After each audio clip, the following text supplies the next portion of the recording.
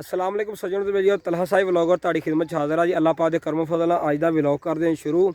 ਤੇ ਦੋਸਤੋ ਕੁਝ ਦਿਨ ਪਹਿਲੇ ਇੱਕ ਬੰਦੇ ਦੀ ਮੈਂ ਆਪਣੇ ਚੈਨਲ ਤੇ ਵੀਡੀਓ ਲਾਈ ਸੀ, ਜਿਹੜਾ ਪਿੱਛੇ ਦੇਖ ਰਹੇ ਹੋ ਤੁਸੀਂ ਖੜਾ। ਇਹ ਗਰੀਬ ਬੰਦੇ ਦੀ ਵੀਡੀਓ ਲਾਈ ਸੀ, ਜਿਹੜਾ ਇਹਦਾ ਘਰ ਵੀ ਹੈ ਨਹੀਂਗਾ, ਇਹਦਾ ਰੋਜ਼ਗਾਰ ਵੀ ਕੋਈ ਨਹੀਂਗਾ, 4 ਬੱਚੇ ਆ ਤੇ ਬਹੁਤ ਗਰੀਬ ਸੀਗਾ।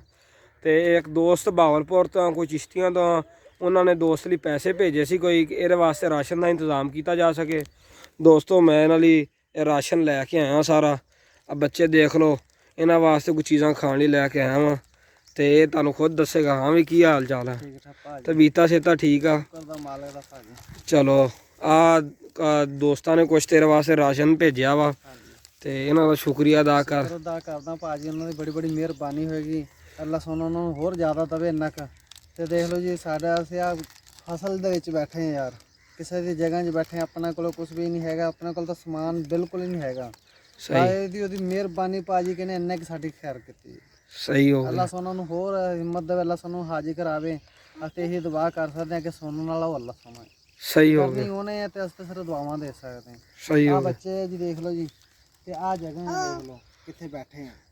ਇਹ ਕਿਸੇ ਦਾ ਰਹਿਣ ਵਾਲਾ ਖਾਣੇ ਵਾਲ 12 ਇੰਚ ਦਾ ਆ। ਠੀਕ ਆ ਤੇ ਇੰਨੀ ਦੂਰੋਂ ਆਏ ਆ, ਧੱਕੇ ਖਾਂਦੇ ਇੱਥੇ ਤੱਕ ਪਹੁੰਚ ਆਏ। ਹੁਣ ਇੱਥੋਂ ਦੇ ਅੱਗੇ ਹਿਸਾਬ ਕਿਤਾਬ ਕੋਈ ਨਹੀਂ। ਆਪਦਾ ਕਿਹੜਾ ਹੈਗਾ ਤਾਜੀ ਕਰੀ ਜਾਂਦੇ, ਖਾਈ ਜਾਂਦੇ। ਤੇ ਮੇਰੀ ਦੋਵੇਂ ਲੱਤਾਂ ਟੁੱਟੀਆਂ ਹੋਈਆਂ ਦੀ ਐਸ ਕੇ ਡਾਂਡਰ ਨਾਲ, ਐਕਸੀਡੈਂਟ ਐਸ ਕੇ ਡਾਂਡਰ ਨਾਲ। ਮੈਂ ਕਾਰ ਦੀ ਡਰਾਈਵਰੀ ਕਰਦਾ। ਠੀਕ ਹੋ ਗਿਆ। ਉਹ ਕਿਹਨਾਂ ਕੋਲ ਕੰਮ ਕਰਦਾ ਦਿਨ ਕਾਰ ਦੀ ਡਰਾਈਵਰੀ ਦਾ। ਉਹਨਾਂ ਨੇ ਮੇਰਾ ਇਲਾਜ ਹੀ ਕਰਾਇਆ। ਕਹਿੰਦਾ ਪਾ ਅਸੀਂ ਇਹੀ ਕੁਝ ਕਰ ਸਕਦੇ, ਅੱਗੇ ਅਸੀਂ ਕੁਝ ਨਹੀਂ ਕਰ ਸਕਦੇ। ਮਤਲਬ ਉਹਨਾਂ ਨੇ ਤੇਰਾ ਇਲਾਜ ਕਰਾ ਕੇ ਤੈਨੂੰ ਛੱਡਤਾ, ਤੇਰਾ ਸਹਾਰਾ ਨਹੀਂ ਬਣਿਆ। ਉਹਨਾਂ ਨੇ ਮੈਨੂੰ ਛੱਡਤਾ। ਕਹਿੰਦਾ ਹੁਣ ਆਪਦੇ ਹਾਲਾਤ ਆਪ ਫੇਰਾ। ਸਹੀ। ਇਹ ਰਾਸ਼ਨ ਪਤਾ ਕਿੱਦਾਂ ਆਇਆ ਤੈਨੂੰ ਪਤਾ? ਨਹੀਂ ਜੀ ਮੈਨੂੰ ਆਪਾਂ ਜਿਹੜੀ ਵੀਡੀਓ ਬਣਾਈ ਸੀ ਪਿਛਲੇ ਦਿਨ 4 ਦਿਨ ਪਹਿਲੇ, ਹਾਂਜੀ, ਉਹ ਵੀਡੀਓ ਬੰਦਿਆਂ ਨੇ ਦੇਖੀ ਹੈ। ਵੀਡੀਓ ਦੇਖ ਕੇ ਰਾਸ਼ਨ ਭੇਜਿਆ। ਮਿਹਰਬਾਨੀ ਹੋਏਗੀ ਉਹਦੀ ਬੜੀ। ਅੱਲਾ ਸੋਨਾ ਨੂੰ ਹਾਜ਼ਰ ਕਰਾਵੇ, ਮਿਹਰਬਾਨੀ ਉਹਦੀ। ਤੇ ਅੱਲਾ ਸੋਨਾ ਉਹਨੂੰ ਹੋਰ ਹਿੰਮਤ ਦੇਵੇ ਇੰਨੇ ਕੁ। ਤੇ ਅਸੀਂ ਗਰੀਬ ਬੰਦੇ ਦਾ ਉਹਨੇ ਸਾਡਾ ਇੰਨਾ ਖਿਆਲ ਕੀਤਾ। ਸਹੀ। ਹੋਰ ਚਲੋ ਉਮੀਦ ਕਰਦਾ ਦੋਸਤਾਂ ਨੂੰ ਵਲੌਗ ਬਹੁਤ ਅੱਛਾ ਲੱਗਾ ਹੋਵੇਗਾ। ਵੀਡੀਓ ਨੂੰ ਹੋਰ ਸ਼ੇਅਰ ਕਰਿਓ। ਤੇ ਜਿਨ੍ਹਾਂ ਦੋਸਤਾਂ ਨੇ ਮਦਦ ਕੀਤੀ ਉਹਨਾਂ ਦਾ ਬੜਾ ਸ਼ੁਕਰੀਆ।